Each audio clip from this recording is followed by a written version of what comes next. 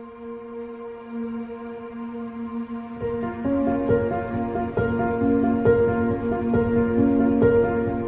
lot of us, mediocrity is everywhere right now.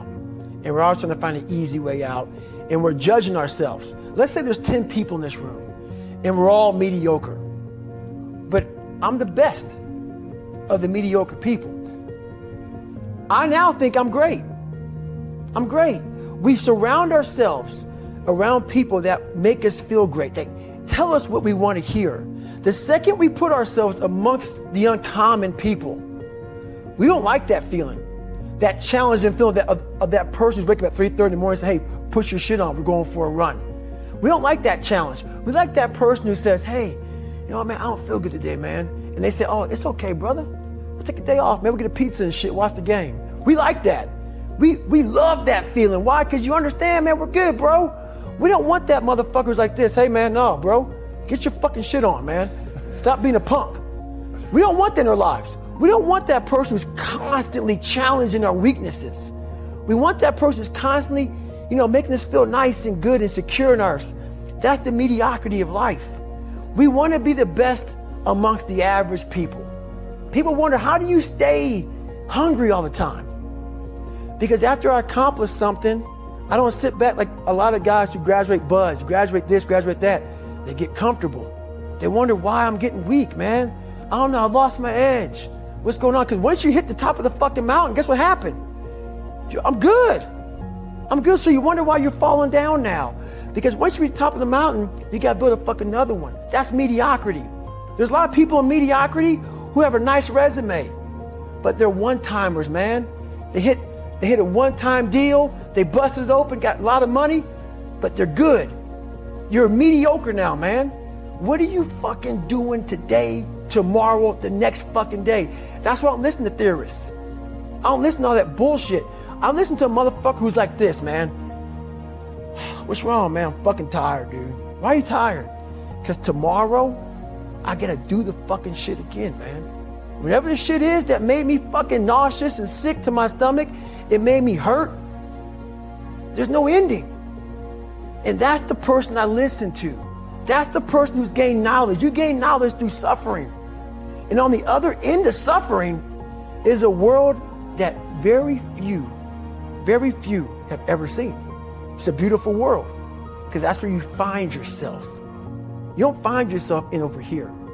You find yourself on the other end. Like the 100-mile race I was on, I ran it for 24 hours.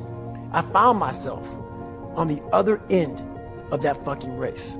That 19 hours, I found, wow, there's a whole nother fucking world out here that I've never even saw. But the world's in your mind. And that's what all that mediocrity is about. Mediocrity is contagious.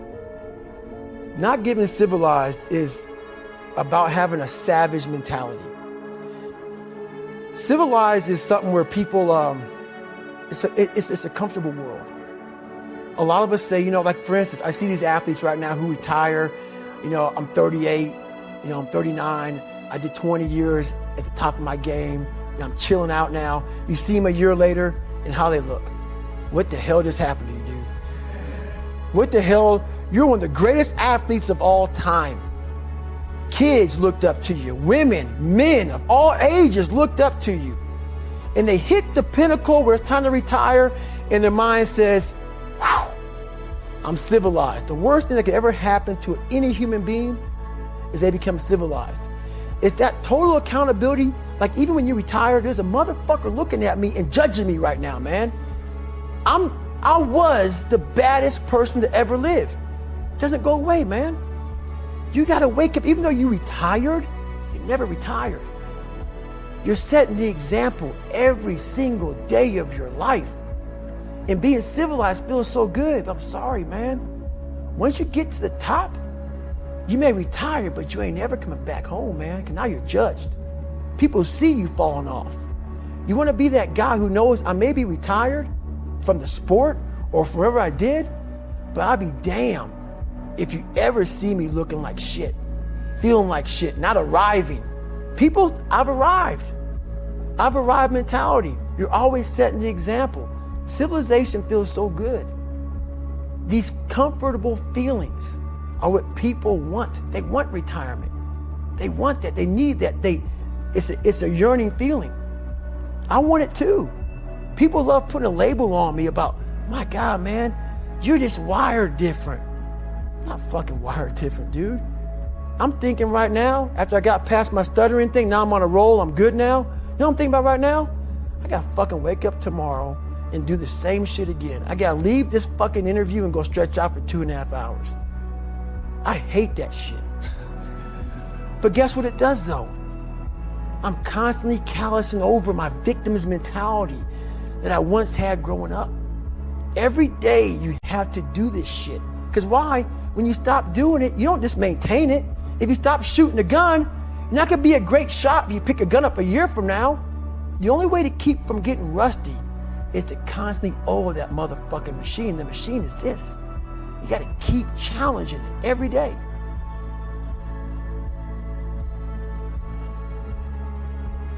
That's all I'm talking about. Like your biggest enemy, the most important conversation you will ever have in your fucking life is the one you have with yourself. You wake up with it, you walk around with it, you go to bed with it. Eventually, you're going to act on it, whether it's good or bad. You have to. That's why the whole thing about this book I have, it's about you. It is about you. It's strictly about you finding who you are. So many people live 100 years, never fucking know who they are. Never know who they are. You have to look in that mirror and know there's so much more in here, man. Because I can literally right now be a 300-pound guy spraying for cockroaches still to this day. If I did not look in that mirror and say, there has to be more to this. This can't be it. And then willing to go into it, dive deep into it, and give all I have to find it. So that's what all that's about. Man, we're scared to dive into our lives. What made us who we are? The beautiful people that we are. We're all jacked up in so many ways. That's the beauty of us. That's the beauty of me. I'm jacked up, but I figured out my own little process on how to get unjacked up and I'm not going to get the same, I'm not going to get the same way you're going to get there. You may get there by going point A to point B. I might go point C to D to E to F. I'm going to be there the same way you are, just a little harder.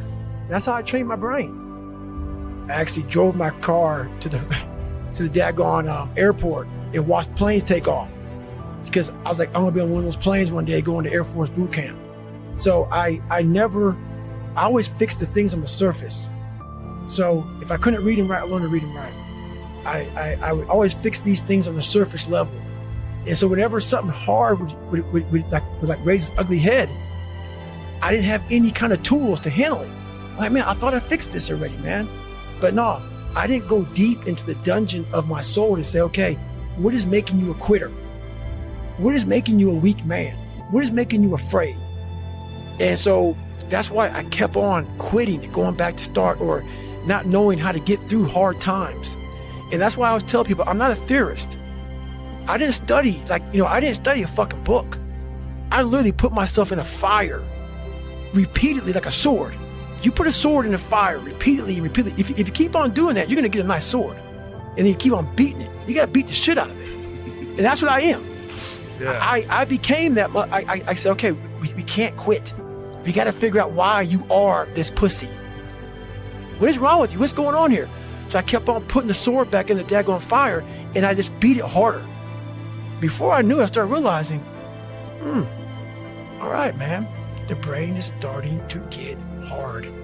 The brain is starting to get hard. I'm no longer a theorist. I'm now a practitioner. I put it in hell. I dissected it while it's in hell, because you can't dissect anything in a normal environment. You can't dissect anything in 72-degree weather. You must put it in the fucking freezer and freeze the fuck out of it. And then you dissect it. Dissect it when it's miserable. Dissect the brain when all it's thinking about is, I need to get out of here, man. I want to get out of the fucking freezer. Open the door. And he said, nah, 5 more seconds, man. 5 more seconds in the freezer. And that's when you start to pick that brain apart. And that's what all this stuff did to me. I kept on putting myself back into the freezer or the fire and beating the shit out of myself, mentally and physically. before I knew it, this is what happened. It almost chokes me up now. So I get the VFW award for the Americanism Award for military service and giving back. I'm as human can be. That's why what you see is what you get. At that moment when I was giving my speech, I thanked my uncle for being there. I got to my mom. It wasn't just about her. It was, I know what she went through. I know what I went through. And we got knocked down so much. I had a moment in front of all these great American heroes where I had a chance. It was like so fast. It went through me like lightning. I can't believe I'm here. I can't believe I'm getting an award like this. That kid who was in the fetal position the majority of his life. And so much the fact that my body and my hip flexors are tight to this day, that even though I was standing erect, my mind was in the fetal position. And when I looked out amongst all those people, it was a sense of pride that I can't even explain. It's the moments of 3 hell weeks. It's the moments of in that room by myself studying for hours and hours and hours, trying to catch up with all the kids who are above me. It's just those moments, like the real raw moments of life that was like, boom, hit me, and we're gone. But I was like, I did that. I overcame that shit. You know, it's like, this power behind all that shit. And that's the feeling I was looking for in my life. I found it. It wasn't money, it wasn't fame, it wasn't awards. It was that feeling I have right now. The feeling I'm about to break down, but it's not of like, oh my God, I'm upset. It's like I worked myself so hard that I turned a person this fucked up into this motherfucker right here. Not off of reading a fucking book off a theorist, off of going to work on myself and saying, I don't know how to do this, but I know that to get over there to that fucking side, I gotta grind myself into a fucking fine powder. And I did it. I did it off a sure will. And very few people will know how that feels. Very few.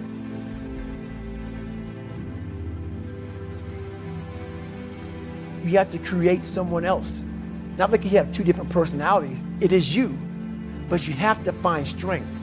And that visualization of almost me cracking out Goggins, like almost like that Superman cape, like I'm coming out a different person, a person that doesn't give a fuck about anything, who doesn't care about being judged, who knows I'm weak, who knows I'm afraid, who says, whatever you think about me, take it, whatever, I'm here. That's Goggins. In the dark room, you face yourself, you realize you want to be better, you realize you don't want to be this weak, insecure person in the world who has all these problems that we all have. We all have. Social media is a great platform to tell you who we want to be, not who we are. So that's where that dark room is. My book, I talk about it a lot. It was my junior year in high school, and I fell back a lot. I fell back in this fucking hole of life. The second you think that you've overcome it, you climbed Everest, you're on that last hold, and life will say, not today, motherfucker. And it'll push you down.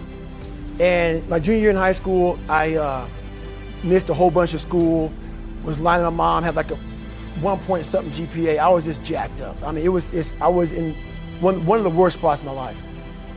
And my mom was going through a lot of shit too. And she didn't have time to sit back and baby me. And it was me against me. My pants were down to my knees. I was not, whatever was going on, I was in bad shape. So I went to the bathroom and I had this weird haircut because I wanted attention. I was an attention getter. I went to an all-white school pretty much. Some of the kids liked me, a lot of them didn't like me, whatever. Didn't fucking matter. I was looking for something. So I would dress differently, crazy haircuts, and I went to the mirror and the reflection in it revealed a lot of bad things. A lot of things that I was hiding behind the saggy pants. And I'm looking at myself in the mirror going like, God, dog, dude, you are something else, man. Like, you have created a character. I want to be at the cool guy table, and whatever I could do to get attention, I did. It wasn't me. It wasn't who I was inside, but I was scared for anybody to know who I was inside. So in that accountability mirror, I call it, I got real with myself. And I said, you have a third grade reading level, which is hard to admit when you're a junior in high school that you copied on every single thing you did because of fear they're gonna put me in a special school. We all know what special means. I'm gonna have a title on myself the rest of my life. And being cool, you don't have a title on yourself. So I started cheating. I was dumb. And people say, oh, you know, you have a learning disability. I had a learning disability, but I realized I was lazy. So I called myself out there. I called myself out every which way possible. I didn't call myself out, I was just honest. I was honest. Look at yourself, man. Look at yourself. And it was that day, and a couple of days after that, I just got real with myself. And every day I came home, I called the accountability mirror. What am I gonna do today to change what I see in this mirror? What am I gonna do today? And a lot of it was, I stopped sitting with the cool guys. I actually tucked my shirt in and went to school looking like, hey man, this is how I'm gonna look. If you don't like it, so be it.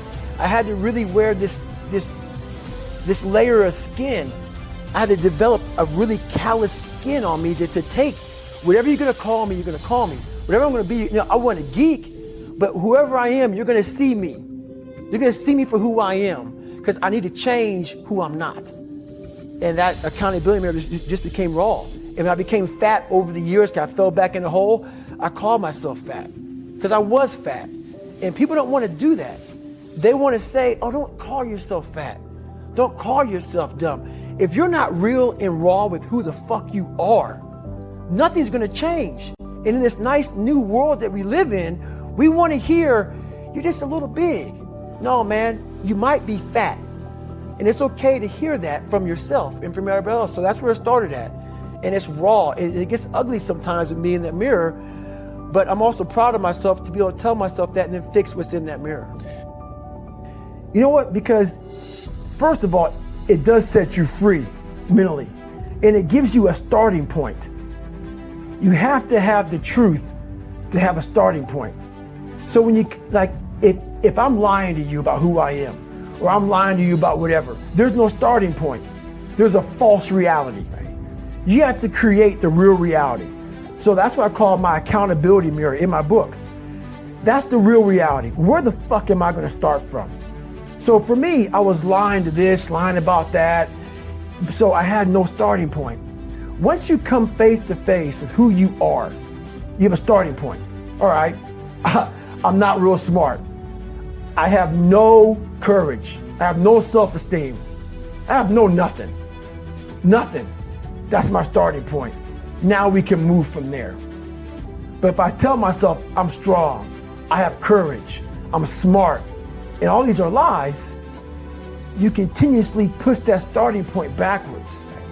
So that starting point is the truth. The no fucking bullshit truth that only you can tell yourself. So it's the starting point. The truth's the starting point. Especially nowadays in this society, we like to surround ourselves. It makes us feel so good. Those people who say it's okay. It's okay. It's not okay. It isn't okay, man. And I get it. Society's changing, and we love to feel wanted and loved. Trust me, that's all important. It is. But you have to have the truth from people. Hey, you're not working your butt off hard enough. You're not trying hard enough. We all think we're trying hard, but what are you gauging that off of?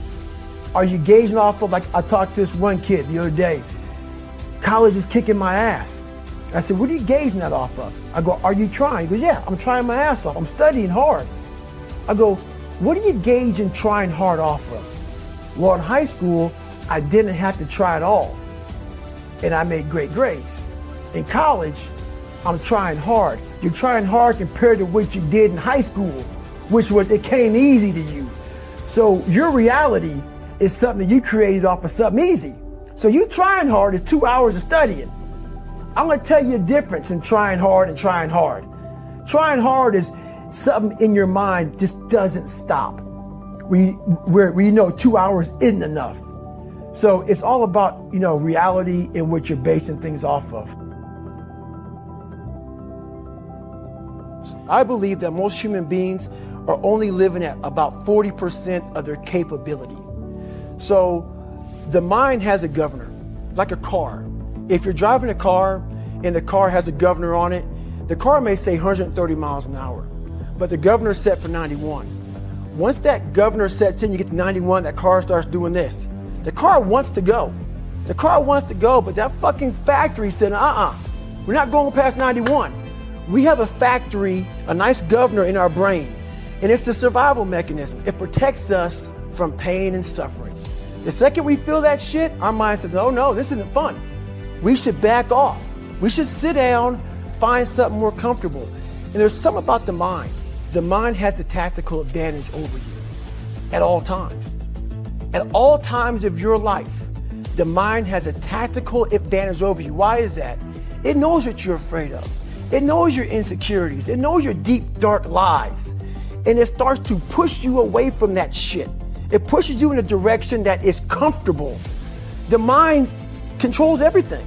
So what I realized was that when I was growing up and I was 300 pounds and I got all fat and I got all insecure, I realized that my mind kept taking me in this direction. When things got uncomfortable for me, when I was facing my insecurities, I was facing my fears, my mind said, oh no, we have a tactical advantage.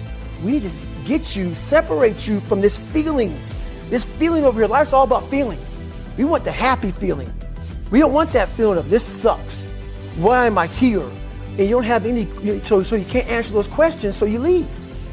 I started realizing that if in that moment you can answer those fucked up questions and you are now in charge of your brain versus your brain ruling you, that's where all that stuff comes from. So the 40% rule is all of that. You get to 40%, your brain says, we're done. Let's roll, man. This is starting to get painful. This is uncomfortable. So you sit down. You have to figure out ways, and everybody's different. That's how the book kind of talks about, like we all have these things about, 5 steps to this and 4 steps to this. It's a lot more than that. That's all bullshit. It's a practice that you have to, it's a habit. So if you know that at 40%, I'm feeling pain. At 40% I'm feeling pain. That's where the 40% rule kicks in. Now it starts. Okay, I'm feeling pain. My mind's saying all this shit to me. It's saying, get out of here, run, flee. The fight or flight kicks in. Okay, we're done. We're not good enough. It starts telling you all these things. You start to believe it because the mind controls all. This is the time where you have to gain control back of your mind. It's okay. Let me see if I can go 45%. And once you start giving yourself more and more hope and start realizing, okay, the mind starts to be, okay, what are you doing? We're supposed to be going right and you're going left. You start then controlling your mind. Start finding more in yourself, and then it goes from 40% to a lot further than that. But that's the start of it, though. Get to the spot where your mind is saying stop. Whatever that is, you gotta get there first, and then that's when that shit starts to work for you. You gotta control yourself in that moment. A lot of people can live with themselves. That's the first thing. A lot of people can live with themselves, look in the mirror, and say, I'm okay with being afraid. I'm okay with going on this easy highway over here. The easy highway has all these fucking signs and shit, directions, how to get somewhere. And you have to first be uncomfortable with how you feel about yourself. With that voice that a lot of us like to run away from, we all have it. We all have that voice that's saying, hey man, you're kind of wimping out right now. You're kind of being a little punk right now. But a lot of us say, okay, that's okay. It's okay to tell these little white lies to ourselves. So we first have to face the real you. The real me is David Goggins. The real me is a guy looking at you right now saying, I don't want to fucking be on this show right now because I used to stutter as a kid. And I'm afraid of that. I'm afraid that here in a second, I'm going to start fucking stammering and stuttering and the whole world's going to know that I have all these issues. But that's when I see right now, okay, Goggins, you got to go on this fucking show. That's Goggins. Goggins is saying, okay, David Goggins, you're a punk. Life made you this way. We can't live like this. We can't live in fear. We can't live in judgment. We can't be afraid of what the fuck people right now are looking at me saying about me. We cannot be afraid of that. That's Goggins. Goggins saying, fuck all of you who don't like me, who don't want to. And that person then comes in. But you have to be David Goggins and say, man, I'm afraid of this. I'm fucked up here. Life made me this way here.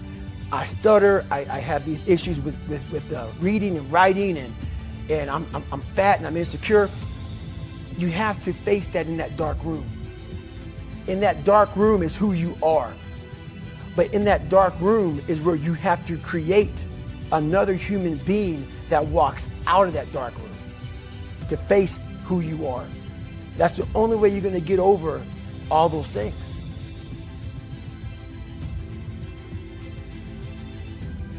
How do I do it? How am I able to do what I do on a daily basis?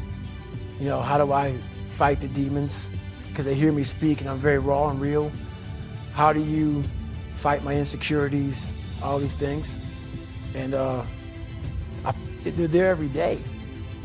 They're there every day. Like you said, I'm in search for a feeling. I'm not in search for a trophy. I'm not in search for love. I'm not in search for more followers on Instagram or social media.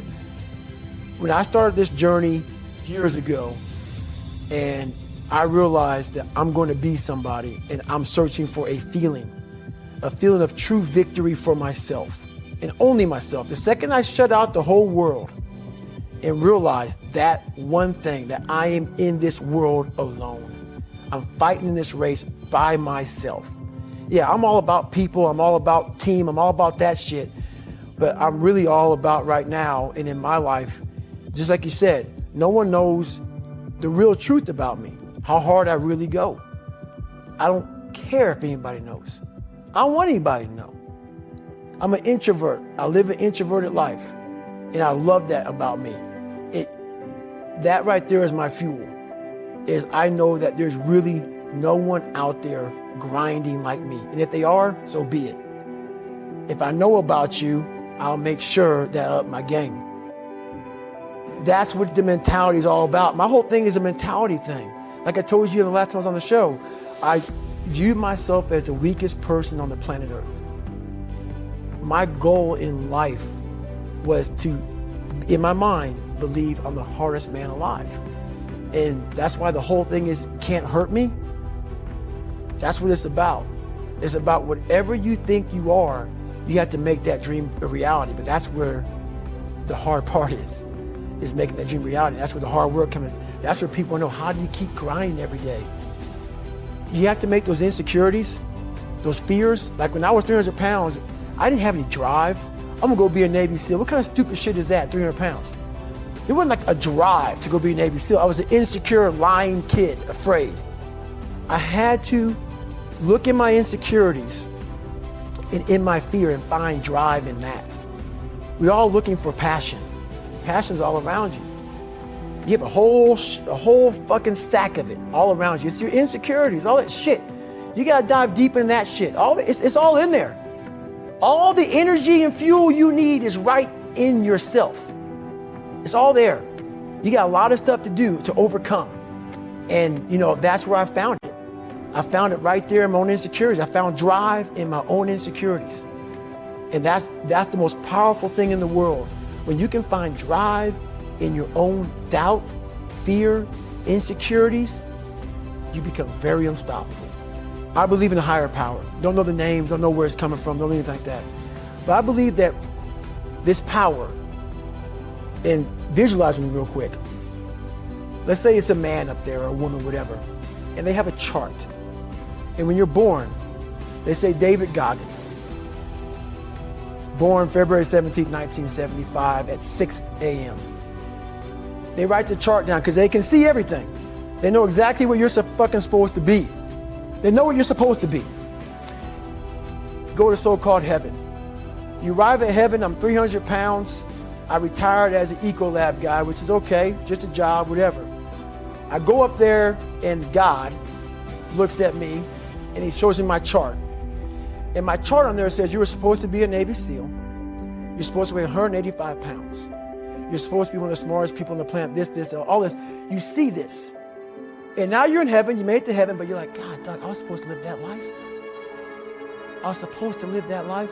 And then you find out that the reason why, because we all think that if we pray on it, if we do this, if we do that, whatever, if we don't work, we just, whatever, it's going to magically happen for us. No, I believe that when I'm all said and done with, my whole job is to outwork the chart. Whatever the fucking chart says about me, the all-knowing power up there, I want to get up there and say, him look at me and say, I know everything. I didn't fucking see this. I didn't fucking see this. I want to feel that. I want to get to the other end of this fucking world, and however I'm being judged, whoever's judging me, to look at me and say, I did not fucking know. I had you at 185, I had you at this, but all this other shit, I was riding as you were living it. I want to find more. All I can. And in that fucking sack of shit, you have to dive in that to find more. Because if you're not willing to go in there and face yourself, you're not gonna find anything. You're gonna live right here on surface, man, right here on surface.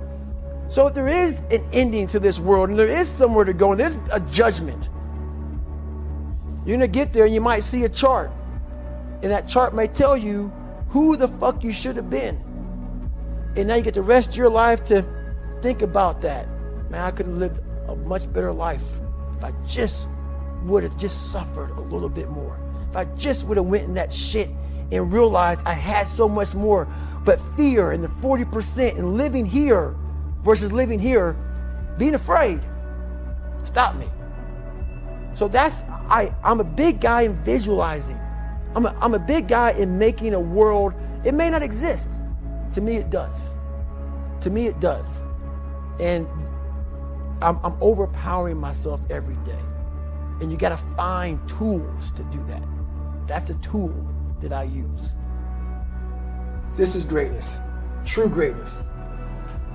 Let's say that I'm the greatest tennis player of all time. Okay, let's say that. Let's say I'm the greatest tennis player of all time. And I did 22 years. I won all the Grand Slams. I beat Roger Federer. I am the best ever. And we're having an interview. And you're talking about my greatness, what I achieved. And I'm retired. Don't play tennis anymore. Haven't touched a racket in years. And you're making me go back through my life. You're kissing my butt about how great I am. Sure.